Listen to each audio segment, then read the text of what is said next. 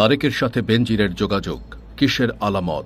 আলোচিত সমালোচিত সাবেক পুলিশ প্রধান বেনজির আহমেদের সঙ্গে লন্ডনে পলাতক তারেক রহমানের যোগাযোগের চাঞ্চল্যকর তথ্য পাওয়া গেছে। সূত্র বলছে, অবসর গ্রহণের আগে একাধিকবার তারেক রহমানের সঙ্গে কথা বলেছেন বেনজির আহমেদ। এছাড়াও আসসালামু আলাইকুম, যে যেখান থেকে দেখতেছেন এই ভিডিওটা ভালো করে গেগা মন দিয়ে দেখুন, না টেনে টেনে দেখলেই বুঝতে পারবেন না, জানতে পারবেন না। এবং দেশ থেকে দেশের বাইরের থেকে যে যেখান থেকে দেখতেছেন বেশি বেশি করে লাইক করে সাবস্ক্রাইব করে দেবেন এবং বিএনপির গেগা ভারপ্রাপ্ত চেয়ারম্যান তারেক রহমানের সাথে এবং বেনজির রহমানের কিসের যোগাযোগ আলাপ আলোচনা হইতেছে। বেনজির রহমান যে একটি দুর্নীতিবাজ এবং প্রতারক আপনারা সবাই জানেন। বেনজির রহমান এই জন্যই তারেক রহমানের সাথে আলাপ আলোচনা করতেছে। বিএনপি যদি কোনো সময় ক্ষমতায় আসে, সে বেনজির রহমানের সম্পদ টাকা পয়সা যেন হিসাব কিতাব না নিতে পারে, না নেয়, এই জন্য যোগাযোগ আপনারা দেখুন প্রতিবেদনে কি বলতেছে। তারেকের সাথে বেনজিরের যোগাযোগ কিসের আলামত? আলোচিত সমালোচিত সাবেক পুলিশ প্রধান বেনজির আহমেদের সঙ্গে লন্ডনে পলাতক তারেক রহমানের যোগাযোগের চাঞ্চল্যকর তথ্য পাওয়া গেছে।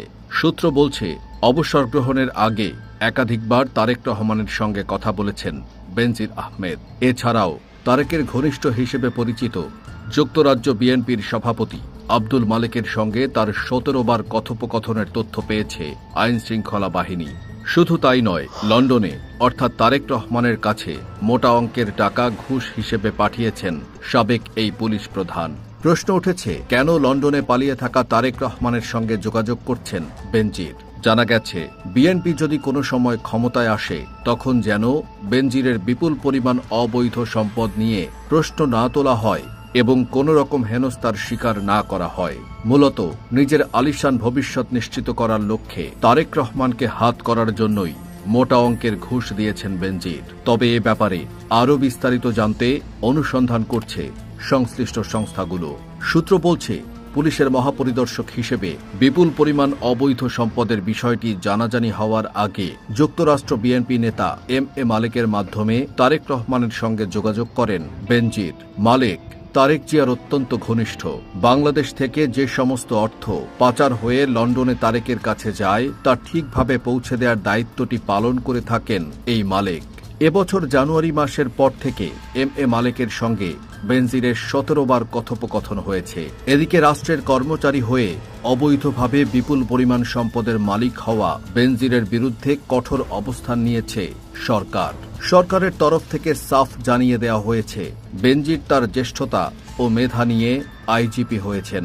সেই সুযোগ কাজে লাগিয়ে যদি কোনো অপকর্ম করেন, বিচারের সম্মুখীন তাকে হতে হবে।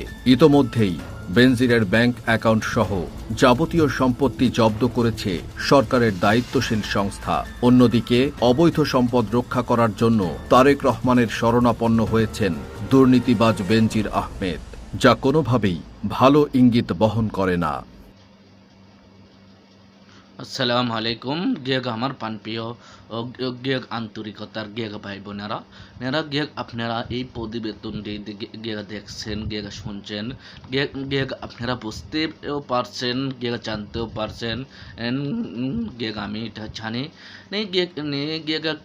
কেন বেনজির রহমান সাহেব এতদিনে তারেক রহমানের সাথে যোগাযোগ করলো। তারেক রহমানকে কিনো ফাঁসানোর চিন্তা ভাবনা বেনজির রহমান করতেছে সে এবং এই জন্যই তারেক রহমানের সাথে যোগাযোগ করছে। লন্ডনেও গিয়েছে বেনজির রহমান।